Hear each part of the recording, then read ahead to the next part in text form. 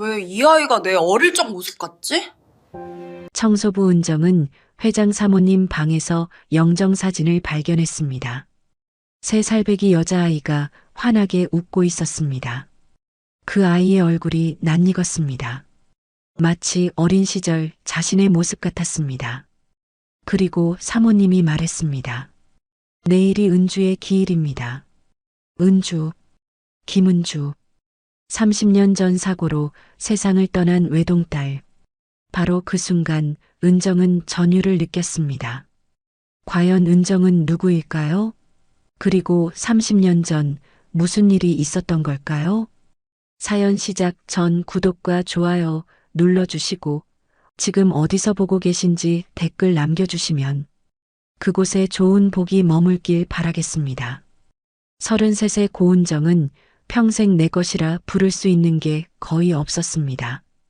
보육원에서 자라 20살이 되던 해 독립했고 그 후로는 식당 주방 보조, 카페 청소, 편의점 야간 근무 등 손에 잡히는 일은 무엇이든 했습니다. 몸이 성할 때 조금이라도 더 벌어두려 했지만 병원비며 월세며 생활비를 빼고 나면 늘 손에 남는 건 없었습니다. 그러던 어느 날 아침 구인 사이트를 뒤적이던 은정의 눈에 한 공고가 들어왔습니다. 강남 대형 저택가사 관리직 모집, 숙식 제공, 급여월 400만 원. 처음엔 의심부터 들었습니다. 이런 고액 급여에 숙식까지 제공한다니 너무 좋은 조건이라 오히려 불안했습니다. 하지만 지금의 불안정한 생활을 벗어날 기회일 수도 있었기에 일단 지원부터 했습니다. 사흘 뒤 은정은 고급 승용차가 줄지어 선 한적한 주택가 골목 안쪽에 서 있었습니다. 담장 너머로 보이는 저택은 그야말로 영화에서나 볼 법한 규모였습니다. 흰색 외벽에 격조 있는 기와 지붕, 넓은 정원 한가운데 서 있는 소나무는 수백 년은 됐을 것처럼 웅장했습니다. 은정은 잠시 망설였지만 이미 여기까지 온 이상 돌아갈 수도 없었습니다. 초인종을 누르자 곧 깔끔한 정장 차림의 중년 남성이 문을 열어주었습니다. 고은정 씨 맞으시죠? 저는 이댁 집사입니다. 들어오십시오. 목소리는 정중했지만 표정은 차가웠습니다. 은정은 긴장한 채로 그를 따라 현관을 지나 응접실로 향했습니다.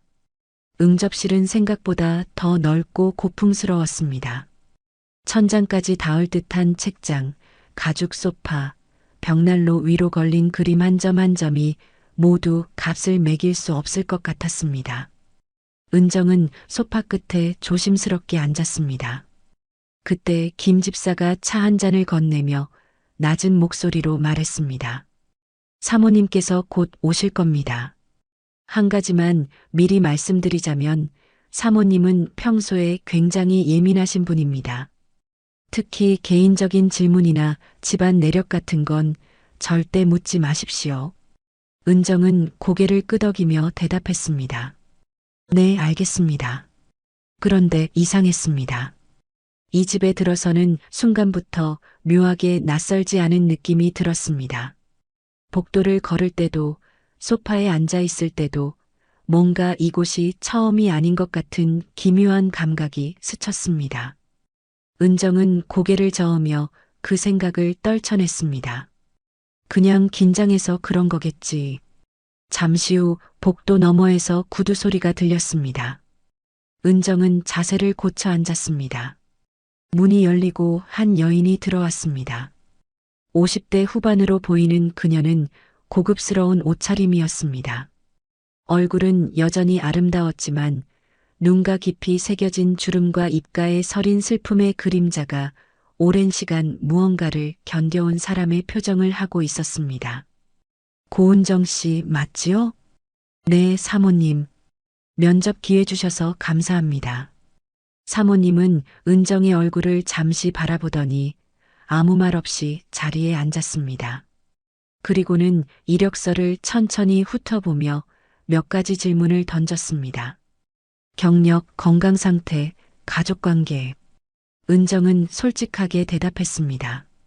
가족이 없다는 말에도, 보육원 출신이라는 말에도 사모님은 표정 하나 변하지 않았습니다. 청소는 깔끔하게 하는 편인가요? 네, 제가 할 수 있는 일 중에 가장 자신 있는 게 청소입니다. 사모님은 은정의 얼굴을 한참 바라보더니 무언가 마음에 드는 듯 고개를 끄덕이고는 김 집사를 향해 말했습니다. 이분으로 하겠습니다. 그렇게 은정은 그 자리에서 바로 채용이 결정됐습니다. 너무 빨리 결정된 탓에 오히려 불안했지만 이 기회를 놓칠 수는 없었습니다. 은정은 그날 오후부터 바로 일을 시작했습니다. 김 집사가 저택 곳곳을 안내하며 청소 구역과 규칙을 설명했습니다. 1층 거실, 식당, 서재, 객실. 2층 회장님 서재, 손님방, 욕실. 그리고 마지막으로 3층 사모님 방 앞에 섰을 때 김 집사는 단호하게 말했습니다. 이 방은 사모님께서 직접 허락하시기 전까진 절대 들어가지 마십시오. 네, 알겠습니다. 그때 뒤에서 낮고 무게감 있는 목소리가 들렸습니다. 새로 온 분이신가요? 돌아보니 60대 중반으로 보이는 남성이 서 있었습니다. 회색 정장에 은퇴 안경을 쓴 그는 온화하면서도 위험 있는 분위기를 풍겼습니다. 바로 이 집의 주인, 강상그룹 김한수 회장이었습니다. 네, 회장님. 오늘부터 가사 관리를 맡게 된 고은정입니다. 회장은 은정의 얼굴을 잠시 바라보았습니다. 그 시선 속에 뭔가 복잡한 감정이 스치는 것 같았지만 금세 사라졌습니다. 잘 부탁합니다. 편하게 일하십시오. 그렇게 인사를 마치고 회장은 서재로 들어갔습니다. 하지만 서재 문이 닫히고 나서도 회장은 한참 동안 창밖을 바라보며 서 있었습니다. 그의 머릿속엔 방금 본 은정의 얼굴이 어른거렸습니다. 왜 낯익은 느낌이 드는 걸까 하지만 그는 곧 고개를 저으며 책상 앞에 앉았습니다. 은정은 그날부터 성실하게 일했습니다. 아침 일찍 일어나 정원에 낙엽을 쓸고 유리창을 닫고 마루를 광을 내고 식탁을 정리했습니다. 몸은 고됐지만 마음은 편했습니다. 숙소도 깨끗하고 밥도 제대로 먹을 수 있었으며 무엇보다 내일이 걱정되지 않는다는 게 큰 위안이었습니다. 그런데 며칠이 지나도 사모님은 은정에게 여전히 차갑게 대했습니다. 인사를 해도 고개만 끄덕일 뿐 말을 건네지 않았고 은정이 청소하는 공간에는 웬만하면 들어오지 않으려 했습니다. 집사도 은정에게 조심스럽게 말했습니다. 사모님은 원래 사람을 멀리하세요. 특히 자식 이야기는 절대 꺼내지 마세요. 왜요? 묻지 마시고 그냥 모르는 척 하세요. 은정은 더 묻지 않았습니다. 하지만 사모님을 볼 때마다 느껴지는 그 깊은 슬픔의 기운은 무시할 수 없었습니다. 마치 오랜 시간 무언가를 잃어버린 채 살아온 사람의 표정이었습니다. 어느 날 저녁 은정은 복도 벽에 걸린 가족 사진을 닦고 있었습니다. 오래된 액자 속엔 젊은 시절의 회장 부부가 웃고 있었고 그 옆엔 어린아이가 한 명 서 있었습니다. 여자아이였습니다. 환하게 웃는 얼굴이었지만 왠지 그 웃음 뒤에 뭔가 말할 수 없는 그림자가 느껴졌습니다. 은정은 그 사진 앞에서 잠시 멈춰 섰습니다. 이상하게도 그 아이의 얼굴을 보고 있자니 가슴 한편이 먹먹해졌습니다. 왜 이럴까? 은정은 고개를 저으며 다시 걸레를 들었습니다. 그런데 그 순간 복도 끝에서 사모님이 서 있는 게 보였습니다. 사모님은 은정이 사진을 보고 있는 모습을 지켜보고 있었습니다. 두 사람의 시선이 마주쳤습니다. 사모님의 눈빛은 복잡했습니다. 슬픔, 그리움, 그리고 뭔가 알 수 없는 감정이 섞여 있었습니다. 사모님은 아무 말 없이 돌아서서 자신의 방으로 들어갔습니다. 문이 닫히는 소리가 복도에 울렸습니다. 은정은 가슴이 두근거렸습니다. 뭔가 잘못한 것 같았지만 무엇을 잘못했는지 알 수 없었습니다. 그날 밤 은정은 그날 밤 자신의 방에서 잠을 이루지 못하고 천장을 바라보았습니다. 목에 걸린 낡은 목걸이를 만지작거렸습니다. K, 이 J라는 이니셜이 새겨진 이 목걸이는 은정이 보육원에 처음 왔을 때부터 걸고 있던 유일한 물건이었습니다. 이 집에 온 게 과연 우연일까? 은정은 그 생각을 떨쳐내려 했지만 쉽지 않았습니다. 그리고 그날 밤 저택 3층 사모님의 방에서도 불빛이 새벽까지 꺼지지 않았습니다. 과연 사모님의 방 안에는 무엇이 숨겨져 있을까요? 그리고 은정이 느낀 이 묘한 예감은 단순한 우연이었을까요? 일을 시작한 지 일주일이 지났습니다. 은정은 이제 저택의 구석구석을 꿰고 있었습니다. 아침 햇살이 가장 먼저 드는 곳, 오후에 그늘이 지는 복도, 회장님이 주로 앉는 서재의 자리까지. 하지만 여전히 들어가 본 적 없는 곳이 하나 있었습니다. 바로 3층 사모님의 방이었습니다. 그날도 은정은 평소처럼 2층 복도를 청소하고 있었습니다. 그런데 계단 위에서 사모님의 목소리가 들렸습니다. 고은정 씨. 은정은 깜짝 놀라 고개를 들었습니다. 사모님이 3층 난간에 서서 은정을 내려다보고 있었습니다. 언제나처럼 차분한 표정이었지만 오늘은 조금 달라 보였습니다. 뭔가 결심한 듯한 눈빛이었습니다. 네, 사모님. 올라오세요. 오늘은 내 방도 좀 정리해 주세요. 은정은 순간 당황했습니다. 지금껏 절대 들어오지 말라던 그 방을 갑자기 정리하라니. 하지만 사모님의 말씀이니 따를 수밖에 없었습니다. 은정은 청소 도구를 챙겨 천천히 3층으로 올라갔습니다. 사모님은 이미 방문을 열어두고 복도에 서 있었습니다. 들어가세요. 나는 잠시 아래층에 있겠습니다. 조심히 해주세요. 네, 알겠습니다. 은정은 조심스럽게 방 안으로 들어섰습니다. 그 순간 묘한 공기가 은정을 감쌌습니다. 오래된 향초 냄새와 함께 정갈하게 정돈된 공간. 하지만 그 안에는 시간이 멈춘 듯한 고요함이 흐르고 있었습니다. 은정은 긴장한 채로 방 안을 둘러보았습니다. 침대는 깨끗하게 정돈돼 있었고 창가 옆 책상 위에는 책 몇 권과 꽃병이 놓여 있었습니다. 그런데 이상한 건 방 한쪽 벽 전체가 액자들로 가득 채워져 있다는 것이었습니다. 크고 작은 사진들, 그림들, 그리고 그 중앙에 유난히 큰 액자 하나가 걸려 있었습니다. 은정은 먼지를 털어내기 위해 그쪽으로 다가갔습니다.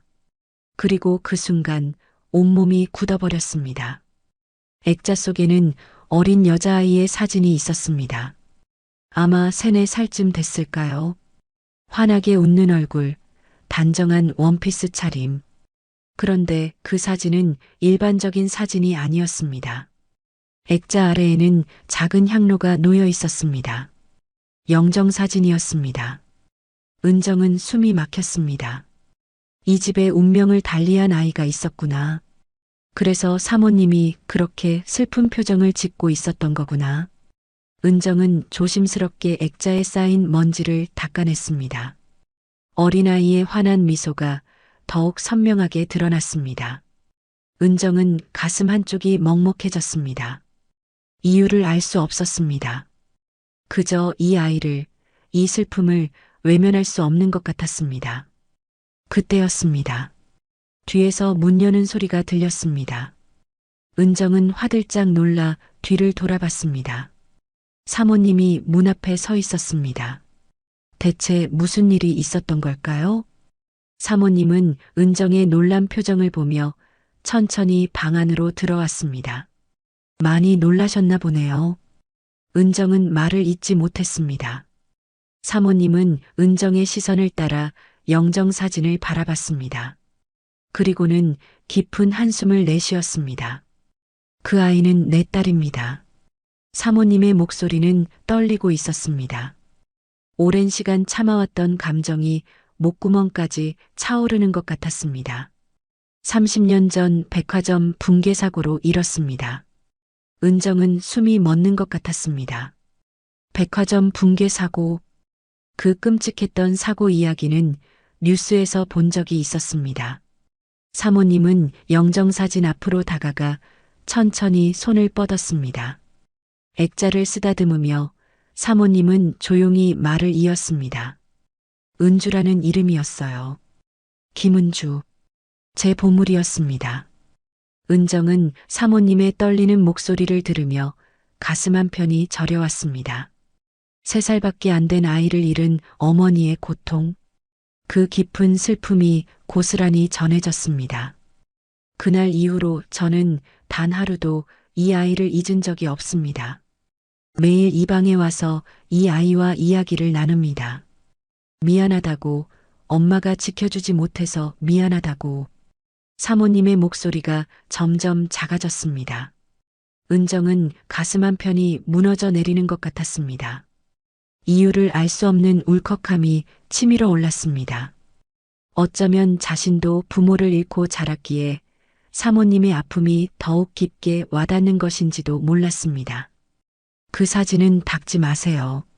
제가 직접 합니다. 사모님은 더 이상 말을 잇지 못하고 방을 나갔습니다. 문이 닫히는 소리가 조용히 울렸습니다. 은정은 그 자리에 멍하니 서 있었습니다. 손에 든 걸레가 바닥에 떨어졌습니다. 은정은 다시 한번 영정사진을 바라봤습니다. 환하게 웃고 있는 어린아이. 그 아이는 이제 이 세상에 없었습니다. 은정은 알 수 없는 슬픔에 잠시 눈을 감았습니다. 은정은 그날 밤 잠을 이루지 못했습니다. 머릿속에는 온통 그 영정사진과 사모님의 슬픈 목소리만 맴돌았습니다. 왜인지 모르게 가슴이 답답했습니다. 그 아이가 자꾸만 생각났습니다. 왜 이렇게 마음이 아플까? 나와는 아무 관계도 없는 아이인데. 은정은 이불을 뒤집어 쓴 채 눈을 감았습니다. 하지만 어둠 속에서도 그 영정사진 속 아이의 얼굴이 계속 떠올랐습니다. 환하게 웃던 그 미소가, 이제는 볼 수 없는 그 모습이 자꾸만 마음을 무겁게 눌렀습니다. 그리고 은정은 문득 생각했습니다. 나에게도 부모가 있었을까? 나를 찾는 사람이 어딘가에 있었을까? 아니면 정말로 혼자였던 걸까? 평소라면 이런 생각을 하지 않았을 텐데 오늘따라 유독 자신의 과거가 궁금해졌습니다. 다음 날 아침 은정은 김 집사를 찾아갔습니다. 집사님, 하루 휴가를 낼 수 있을까요? 급하게 다녀올 곳이 생겼습니다. 김 집사는 잠시 은정의 얼굴을 살폈지만 곧 고개를 끄덕였습니다. 은정은 그날 오후 자신이 자란 보육원으로 향했습니다. 사모님의 이야기를 듣고 나니 문득 자신의 과거가 궁금해졌습니다. 혹시 보육원 기록에 뭔가 남아있지 않을까?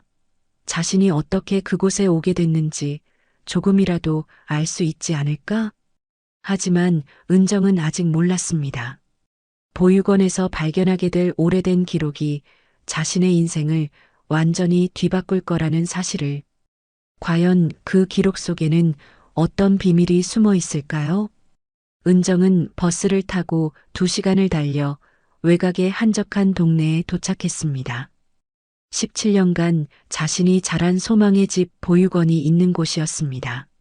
낡은 건물은 여전히 그대로였지만 주변은 많이 변해 있었습니다. 은정은 익숙한 대문 앞에 서서 깊게 숨을 들이쉬었습니다. 원장 선생님은 60이 훌쩍 넘은 나이였지만 여전히 정정했습니다. 은정을 보자마자 반갑게 맞아주었습니다. 은정아, 얼마만이니? 그동안 잘 지냈니? 네, 선생님. 건강하시죠? 둘은 원장실에 앉아 차를 마시며 근황을 나눴습니다. 하지만 은정의 표정이 심각해 보이자 원장 선생님도 분위기를 눈치챘습니다. 무슨 일이니? 힘든 일 있어? 은정은 잠시 망설이다가 목걸이를 꺼내 보였습니다. 선생님, 제가 처음 이곳에 왔을 때 이 목걸이를 하고 있었다고 하셨죠? 그래, 그랬지. 내가 3살 때였으니까 벌써 30년이나 됐구나. 그때 기록이 남아 있을까요? 제가 어떻게 이곳에 오게 됐는지 좀 알고 싶어서요. 원장 선생님의 표정이 조금 어두워졌습니다. 기록은 있긴 한데 사실 그때가 좀 혼란스러운 시기였어. 너도 알다시피 그 백화점 붕괴 사고 말이야. 은정의 심장이 쿵 내려앉았습니다. 백화점 붕괴 사고, 30년 전 수백 명의 사상자를 낸 그 끔찍한 사고. 사모님이 딸을 잃었던 바로 그 사고였습니다. 제가 그 사고 때문에 여기 온 건가요? 원장 선생님은 고개를 끄덕였습니다. 그래. 당시 구조된 아이들 중에 부모를 잃거나 미아가 된 아이들이 여럿 있었어. 너도 그 중 한 명이었지. 정확한 신원 확인이 안 됐고 함께 있던 보호자도 모두 사망했대. 은정은 손이 떨렸습니다. 그때 저에 대한 기록이 있나요? 그게 정확하지가 않아. 구조 당시 기록을 보면 미확인 여아로만 돼 있어. 그런데 내가 목에 K, J라고 새겨진 목걸이를 하고 있었거든. 구호소에서 자원봉사 하시던 분이 그걸 보고 고은정이 아닐까 해서 그렇게 불렀고, 그게 자연스럽게 내 이름으로 굳어진 거지. 은정은 숨이 멎는 것 같았습니다. 평생 당연하게 믿어왔던 자신의 이름. 고은정. 그런데 그건 확실한 게 아니라 누군가가 목걸이를 보고 추측한 이름이었다는 말입니까? 그럼 제 이름이 정말 고은정인지는 확실하지 않다는 건가요? 원장 선생님은 안타까운 표정으로 고개를 끄덕였습니다. 그래, 미안하다. 당시 상황이 너무 혼란스러워서 정확한 신원 확인이 어려웠어. K, 이 J가 고은정일 수도 있고 아닐 수도 있지. 은정은 온몸에 힘이 빠졌습니다. 나는 누구일까? 내 진짜 이름은 뭘까? 혹시 당시 기록을 볼 수 있을까요? 원장 선생님은 잠시 고민하다가 고개를 끄덕였습니다. 창고에 오래된 문서들이 보관돼 있어. 같이 가보자. 둘은 보육원 뒤편 낡은 창고로 향했습니다. 먼지 쌓인 상자들 사이에서 원장 선생님은 1995년 기록들이 담긴 파일을 꺼냈습니다. 노란 종이로 된 오래된 문서들이었습니다. 여기 내 기록이 있을 거야. 은정은 떨리는 손으로 파일을 받아들었습니다. 그리고 천천히 페이지를 넘겼습니다. 입소 아동 기록 1995년 6월 백화점 붕괴 사고 관련 미아. 그리고 그 아래 작은 글씨로 적힌 메모가 눈에 들어왔습니다. K, EJ 이니셜 목걸이 소지, 당시 추정 나이 34세, 보호자 사망. 은정은 그 글자를 멍하니 바라봤습니다. K, EJ, 고은정이라고 평생 믿었던 이 이니셜이 사실은 확실하지 않은 것이었습니다. 선생님, 당시에 같은 사고로 온 아이들이 또 있었나요? 원장 선생님은 기록을 뒤적이며 대답했습니다. 있었지. 너 말고도 2명이 더 있었어. 근데 그 아이들은 금방 가족을 찾아서 나갔고, 혹시 그때 신원이 잘못 확인된 경우는 없었을까요? 예를 들어 이름이나 가족이 뒤바뀌었다거나. 원장 선생님의 표정이 굳어졌습니다. 사실 그럴 가능성이 없진 않았어. 당시 현장이 워낙 혼란스러웠고 병원마다 환자들이 넘쳐나서 기록이 제대로 안 됐거든. 특히 어린아이들은 본인이 이름을 정확히 말하지 못하는 경우도 많았고, 은정의 머릿속이 복잡해졌습니다. 선생님, 이 기록들 사본을 받을 수 있을까요? 원장 선생님은 은정의 절박한 표정을 보며 고개를 끄덕였습니다. 알겠어. 복사해 줄게. 은정은 그날 보육원 기록 사본을 받아 저택으로 돌아왔습니다. 하지만 마음은 더욱 혼란스러웠습니다. 나는 정말 고은정일까? 아니면 다른 누군가일까? 며칠이 지났습니다. 은정은 평소처럼 일을 했지만 마음 한편에는 계속 찝찝한 감정이 남아 있었습니다. 자신의 이름조차 확실하지 않다는 사실이 계속 머릿속을 맴돌았습니다. 그러던 어느 날 아침 사모님이 은정을 불렀습니다. 고은정 씨, 네, 사모님. 사모님의 표정은 평소보다 더 침울해 보였습니다. 내일이 은주의 기일입니다. 30년이 됐네요. 은정은 숨을 멈췄습니다. 기일. 은주가 세상을 떠난 지 30년이 되는 날. 그래서 오늘 내 방을 특별히 깨끗하게 정리해 주시면 좋겠어요. 내일 은주 앞에서 부끄럽지 않게. 사모님의 목소리가 떨렸습니다. 은정은 고개를 숙였습니다. 네, 알겠습니다. 그날 오후 은정은 다시 3층 사모님의 방으로 올라갔습니다. 지난번과 달리 이번엔 마음이 더욱 무거웠습니다. 보육원에서 들었던 이야기들이 머릿속을 떠나지 않았습니다. 은정은 조심스럽게 방안을 청소하기 시작했습니다. 그리고 다시 그 영정사진 앞에 섰습니다. 지난번에는 그저 슬픈 마음으로 바라봤던 사진. 하지만 오늘은 달랐습니다. 은정은 사진 속 아이의 얼굴을 자세히 들여다봤습니다. 환하게 웃고 있는 3살배기 여자아이. 그런데 이상했습니다. 그 아이의 얼굴이 왠지 낯익은 것 같았습니다. 왜 이렇게 친숙하게 느껴지지? 은정은 사진을 한참 바라봤습니다. 그 눈, 그 인매, 그 미소. 어디선가 본 것 같은데 거울에서? 아니, 그럴 리가 없었습니다. 은정은 고개를 저으며 다시 청소를 시작했습니다. 하지만 이상한 느낌은 쉽게 가시지 않았습니다. 가슴 한편이 두근거렸고 뭔가 중요한 걸 놓치고 있는 것 같은 기분이 들었습니다. 그날 밤 은정은 또다시 잠을 이루지 못했습니다. 영정사진 속 아이의 얼굴이 계속 떠올랐습니다. 그리고 보육원 원장 선생님의 말도 함께 떠올랐습니다. K, 이 제이는 추측일 뿐이야. 고은정이 아닐 수도 있어. 은정은 이불을 걷어차고 일어났습니다. 더 이상 참을 수 없었습니다. 확인해야 했습니다. 내가 어렸을 때 어떤 모습이었는지, 혹시 그 아이와 닮았는지. 다음 날 은정은 다시 휴가를 냈습니다. 김 집사는 의아한 표정이었지만 허락해 주었습니다. 은정은 다시 보육원을 찾았습니다. 원장 선생님은 놀란 표정으로 은정을 맞았습니다. 은정아, 무슨 일이니? 선생님, 혹시 제가 여기 처음 왔을 때 사진이 남아 있을까요? 입소 당시 찍은 사진 같은 거요.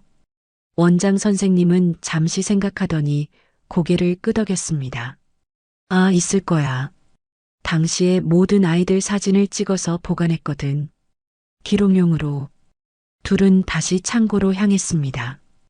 원장 선생님은 오래된 앨범 하나를 꺼냈습니다. 1995년 여기 있을 거야. 은정은 떨리는 손으로 앨범을 받아들었습니다. 페이지를 천천히 넘기다가 한 장의 사진 앞에서 멈췄습니다. 고은정, 1995년 6월 입소. 사진 속에는 3살쯤 된 여자아이가 있었습니다. 작은 몸에 분홍색 원피스를 입은 채 불안한 표정으로 카메라를 바라보고 있었습니다. 목에는 작은 목걸이가 걸려 있었습니다. 은정은 그 사진을 보는 순간 온몸이 얼어붙었습니다. 그 얼굴, 그 눈, 그 인매. 사모님 방에 걸려있던 영정사진 속 아이와 너무나 닮아 있었습니다. 은정은 손이 떨렸습니다. 숨을 쉴 수가 없었습니다. 선생님, 이 사진 제가 가져가도 될까요? 원장 선생님은 은정의 창백한 얼굴을 보며 걱정스럽게 물었습니다. 은정아, 괜찮니? 네, 괜찮습니다. 그냥 제 어렸을 때 모습을 보고 싶어서요. 은정은 그날 자신의 어린 시절 사진을 받아 저택으로 돌아왔습니다. 하지만 머릿속은 온통 그 닮은 얼굴로 가득했습니다. 설마 내가?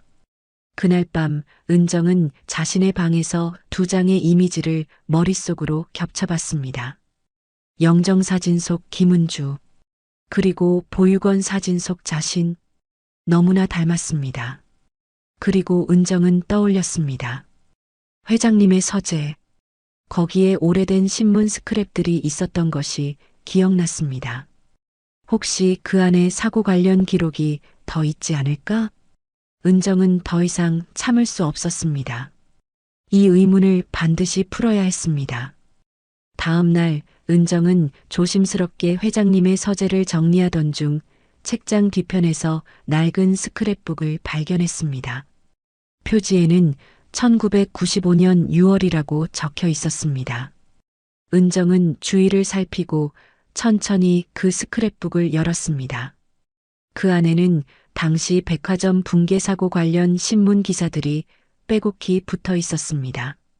사망자 명단, 실종자 명단, 생존자 명단, 그리고 그중 하나의 기사에 밑줄이 쳐져 있었습니다.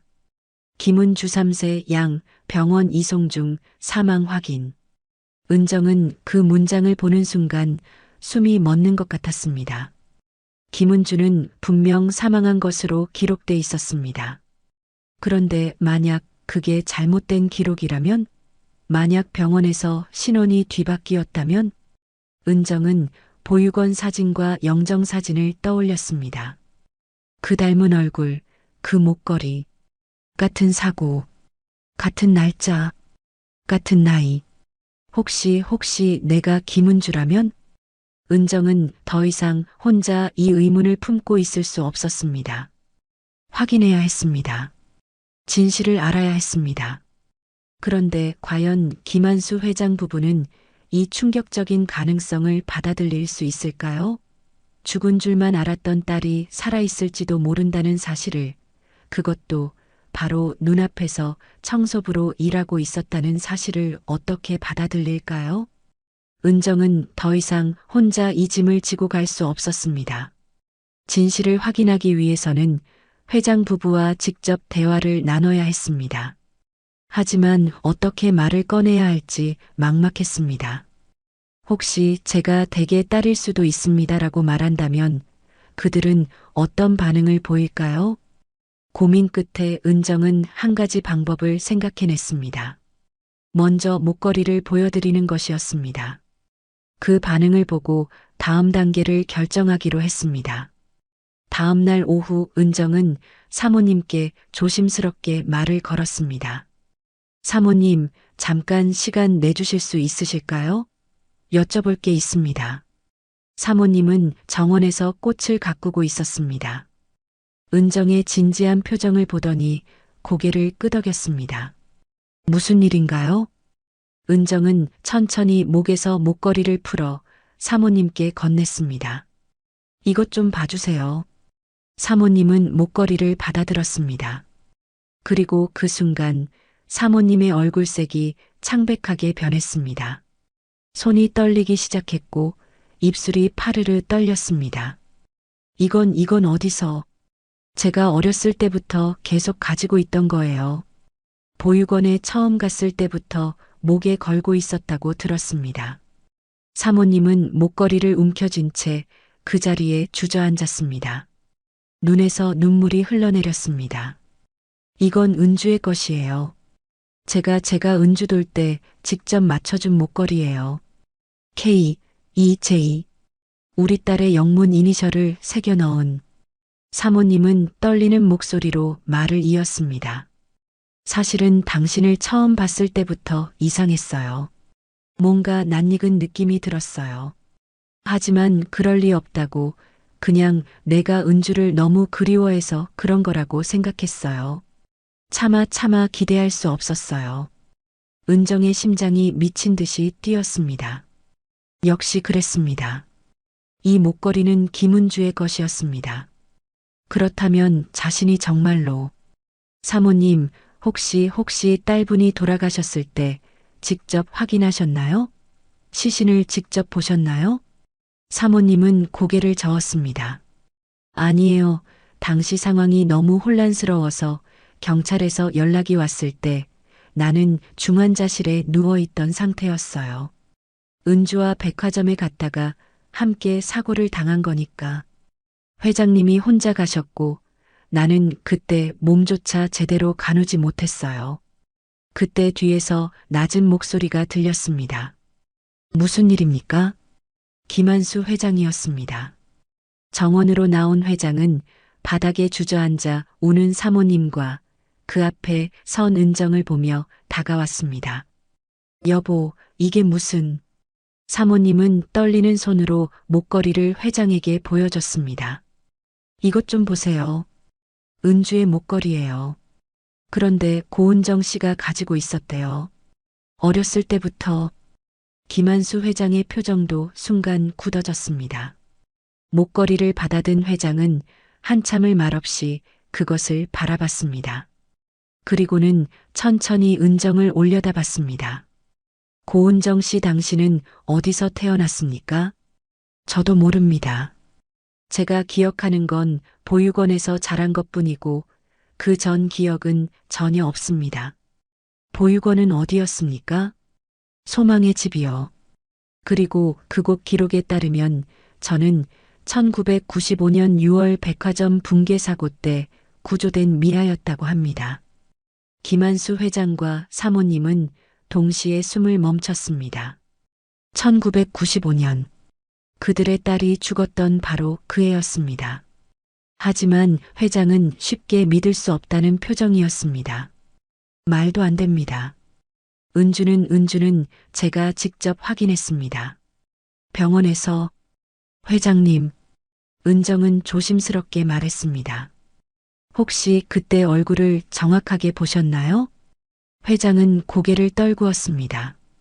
확인했습니다. 제가 직접 갔습니다. 하지만 당시 시신 상태가 좋지 않아서 얼굴을 제대로 확인하기는 어려웠습니다. 다만 그 아이가 그날 아내가 백화점에서 사줬다던 분홍 원피스를 입고 있었고 나이도 비슷했기에 당연히 우리 은주라고 생각했습니다. 은정은 심장이 멈추는 것 같았습니다. 분홍 원피스. 자신이 보육원에 입소했을 때 입고 있던 바로 그 옷. 소지품만으로 확인하셨다는 말씀이시군요. 그렇습니다. 당시엔 DNA 검사도 지금처럼 일반적이지 않았고 워낙 많은 사상자가 나와서 저도 그저 병원의 말을 믿을 수밖에 없었습니다. 은정은 가방에서 보육원 기록 사본을 꺼냈습니다. 이것 좀 봐주세요. 제가 보육원에 입소했을 때 기록입니다. K, E, J 이니셜. 목걸이를 소지한 미확인 여아, 추정 나이 2-3세. 그리고 같은 날짜, 같은 사고. 그리고 은정은 떨리는 손으로 또 하나를 꺼냈습니다. 보육원에서 가져온 자신의 어린 시절 사진. 이건 제가 보육원에 입소하던 날 찍은 사진입니다. 보세요. 저도 분홍 원피스를 입고 있었어요. 김한수 회장은 그 서류들과 사진을 꼼꼼히 살펴봤습니다. 그리고 점점 얼굴이 창백해졌습니다. 사모님은 사진을 보는 순간 손으로 입을 막았습니다. 이건 사진 속 아이. 분홍 원피스를 입고 불안한 표정으로 서 있는 3살배기 여자아이. 그 얼굴은 영정사진 속 김은주와 너무나 닮아 있었습니다. 회장은 여전히 믿기 어렵다는 표정으로 고개를 저었습니다. 하지만 이건 너무 놀라운 이야기입니다. 30년이 지난 지금 갑자기 이런 일이. 저도 믿기 어렵습니다. 은정이 말했습니다. 하지만 너무 많은 것이 일치합니다. 목걸이, 사고 날짜, 나이, 분홍 원피스, 그리고 이 얼굴. 사모님은 사진을 꼭 껴안으며 울었습니다. 닮았어요. 정말 닮았어요. 우리 은주와. 회장은 침착하게 말했습니다. 안으로 들어갑시다. 이 이야기는 앉아서 천천히 해야 할 것 같습니다. 셋은 거실로 들어갔습니다. 김 집사에게 아무도 방해하지 말라고 지시한 뒤 김한수 회장은 오래된 서류 봉투를 하나 꺼내왔습니다. 그 안에는 당시 병원 기록과 사망 진단서, 그리고 신문 스크랩들이 들어 있었습니다. 당시 병원에서 받은 기록입니다. 김은주 3살 여아 외상성 쇼크로 이송 중 사망. 은정은 그 문서를 보며 물었습니다. 그런데 회장님, 정말 가능성은 없을까요? 혹시 병원에서 착오가 있었을 가능성은요? 회장은 잠시 생각에 잠겼습니다. 당시 현장이 워낙 혼란스러웠습니다. 수백 명의 사상자가 동시에 병원으로 이송됐고, 은정도 확신할 수는 없었습니다. 저도 확실하지 않습니다. 하지만 너무 많은 것들이 일치해요. 목걸이, 날짜, 나이, 사고 장소. 김한수 회장은 자리에서 일어나 서재로 향했습니다. 잠시 후 노트북을 들고 돌아온 회장은 당시 병원 기록을 다시 조회하기 시작했습니다. 오래된 데이터베이스였지만 회장의 지위로 접근할 수 있었습니다. 그리고 1시간 후 회장은 화면을 멈추고 깊은 한숨을 내쉬었습니다. 여기 당시 병원 기록을 보니 김은주로 기록된 사망자와 미확인 여아로 기록된 생존자가 거의 같은 시간에 이송됐습니다. 그런데 생존 아이는 부상이 경미해서 간단한 응급처치만 받고 곧바로 경찰에 인계됐다고 되어 있네요. 은정은 숨을 멈췄습니다. 그럼 김한수 회장은 화면을 응시하며 말을 이었습니다. 당시 혼란 속에서 두 아이의 신원이 뒤바뀌었을 가능성이 있습니다.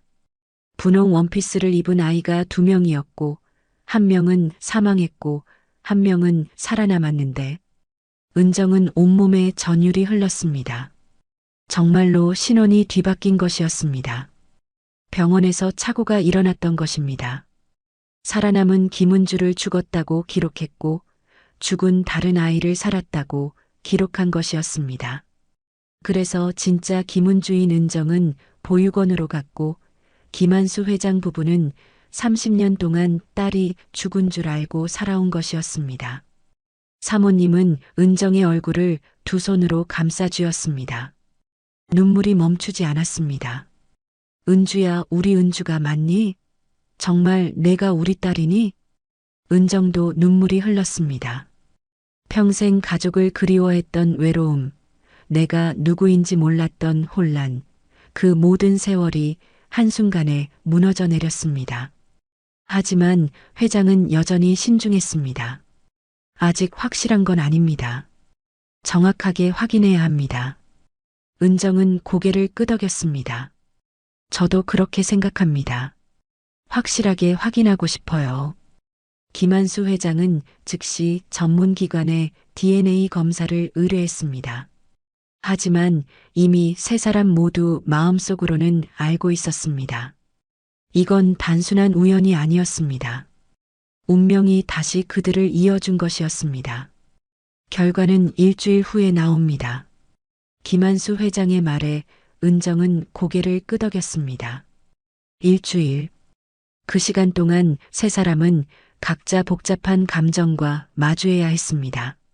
하지만 과연 이들은 잃어버린 30년의 세월을 어떻게 되찾을 수 있을까요? 엄마와 딸로 다시 시작할 수 있을까요? 은정의 마음속 깊은 상처는 치유될 수 있을까요? 일주일 후 DNA 검사 결과가 나왔습니다. 김한수 회장은 은정과 사모님을 거실로 불렀습니다.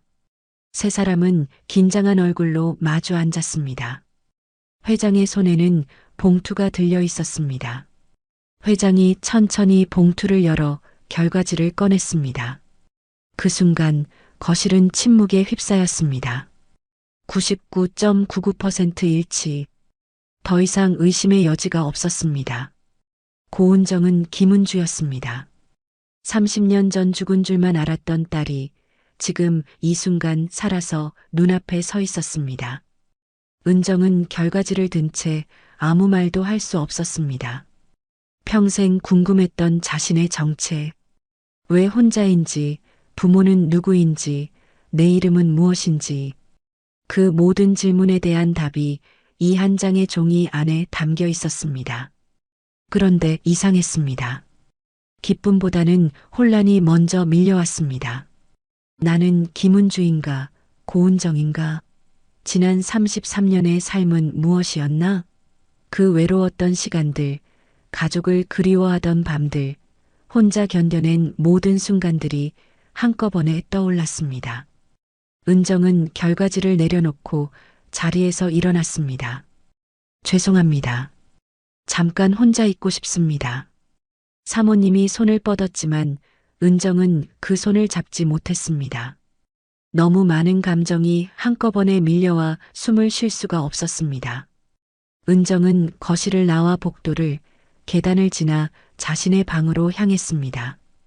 방문을 닫는 순간 은정은 그대로 바닥에 주저앉았습니다. 눈물이 쏟아졌습니다. 기쁨인지 슬픔인지 분노인지 알 수 없는 복잡한 감정이었습니다. 나는 버려진 게 아니었어. 내게도 부모가 있었어. 날 찾는 사람이 있었어. 하지만 동시에 다른 생각도 들었습니다. 그럼 왜 나를 찾지 못했을까? 왜 30년이나 걸렸을까? 내가 겪었던 그 외로움은 대체 무엇이었을까? 은정은 보육원 시절을 떠올렸습니다. 다른 아이들이 입양 가는 모습을 보며 혼자 남겨졌던 날들. 20살이 되어 독립했을 때의 막막함. 아플 때도 기댈 곳 없이 혼자 견뎌야 했던 시간들. 그 모든 것이 사실은 하나의 착오 때문이었다는 게 믿기지 않았습니다. 한참을 울고 나서야 은정은 조금 진정할 수 있었습니다. 침대에 누워 천장을 바라보며 생각했습니다. 이제 어떻게 해야 하지? 나는 정말로 저 사람들의 딸이 될 수 있을까? 그때 방문을 두드리는 소리가 들렸습니다. 은정 씨 아니, 은주야. 나야. 사모님의 목소리였습니다. 은정은 일어나 문을 열었습니다. 사모님은 붉게 부은 눈으로 서 있었습니다. 평생 울었던 것보다 더 많이 운 것 같은 얼굴이었습니다. 들어가도 될까? 은정은 고개를 끄덕였습니다. 사모님은 방 안으로 들어와 은정 옆에 조심스럽게 앉았습니다. 한참 동안 침묵이 흘렀습니다. 사모님이 먼저 입을 열었습니다. 미안해. 정말 미안해. 무엇이 미안하신데요? 너를 지켜주지 못해서. 그날 내가 내 손을 더 꽉 잡았어야 했는데. 내가 더 조심했어야 했는데. 내가 30년 동안 혼자 살아야 했던 것도, 외로웠던 것도, 아팠던 것도 다 엄마 탓이야. 사모님의 목소리는 떨렸습니다. 30년 동안 혼자 짊어진 죄책감이 한꺼번에 쏟아지는 것 같았습니다. 저도 제 마음을 정리하는데 시간이 필요해요. 갑자기 가족이 생겼다는 게 아직은 실감이 나지 않습니다. 그래, 당연해. 천천히 하자. 우리가 놓친 시간을 한순간에 되돌릴 순 없어. 하지만 사모님은 은정의 손을 꼭 잡았습니다. 이제라도 찾았으니까 다행이야. 이제라도 다시 시작할 수 있으니까. 엄마는 이번엔 절대 놓지 않을게. 은정은 사모님의 손을 느꼈습니다. 따뜻했습니다. 거칠었지만 다정했습니다. 평생 그리워했던 엄마의 손이 바로 이런 느낌이었을까요?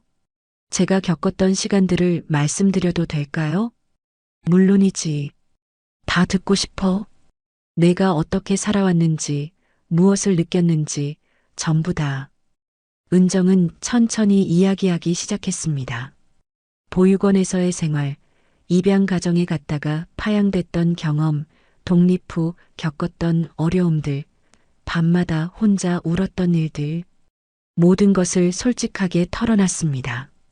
사모님은 그 이야기를 들으며 함께 울었습니다. 딸이 겪었던 고통을 함께 나누고 싶었지만 그럴 수 없었던 세월이 너무나 안타까웠습니다. 이야기가 끝나고 한참 후 사모님이 말했습니다. 이제부터는 엄마가 곁에 있을게. 내가 아플 때도 힘들 때도 외로울 때도 엄마가 항상 여기 있을 거야. 그 말을 듣는 순간 은정의 마음 한편이 녹아내리는 것 같았습니다. 평생 듣고 싶었던 말이었습니다. 누군가 자신을 지켜줄 것이라는 약속. 더 이상 혼자가 아니라는 확신. 엄마. 은정은 난생 처음 그 단어를 입 밖으로 꺼냈습니다. 어색했지만 따뜻했습니다. 사모님은 은정을 꼭 껴안았습니다. 모녀는 한참을 그렇게 안고 울었습니다. 잠시 뒤 김한수 회장은 은정을 서재로 불렀습니다. 진지한 표정이었지만 눈가에는 온화함이 서려 있었습니다. 은주야, 아니 이제 뭐라고 부르면 될까? 저도 잘 모르겠어요. 은정으로 살아온 세월이 더 길어서. 회장은 고개를 끄덕였습니다. 그럼 내가 편한 이름으로 부르마. 중요한 건 이름이 아니라 내가 우리 딸이라는 거니까. 아버지. 응, 아빠라고 불러도 되고 회장님이라고 불러도 돼. 내가 편한 대로 하렴. 회장은 책상 위에 놓인 서류를 은정에게 건넸습니다. 이건 내 호적 정정 서류야. DNA 검사 결과와 함께 법원에 제출할 예정이야. 내 원래 신분을 되찾는 거지. 은정은 서류를 받아들었습니다. 김은주. 그 이름이 이제는 낯설지 않았습니다. 그리고 이건 회장은 또 다른 봉투를 꺼냈습니다. 내가 앞으로 하고 싶은 일을 할 수 있도록 지원하고 싶구나. 공부를 더 하고 싶다면 학교도 보내줄 수 있고 사업을 하고 싶다면 그것도 도울 수 있어. 내 꿈이 뭐니? 은정은 잠시 생각했습니다. 평생 생존만을 위해 살아왔기에 꿈 같은 건 생각해 본 적이 없었습니다. 저는 다른 사람들을 돕고 싶어요. 저처럼 가족을 잃은 아이들, 혼자인 사람들을 돕는 일을 하고 싶습니다. 회장은 빙그레 웃었습니다. 역시 우리 딸이구나. 착한 마음은 어디 가지 않았네. 그날부터 저택에는 큰 변화가 일어났습니다. 3층 사모님 방에 있던 영정사진은 조용히 내려졌습니다. 대신 그 자리에는 새로 찍은 가족사진이 걸렸습니다.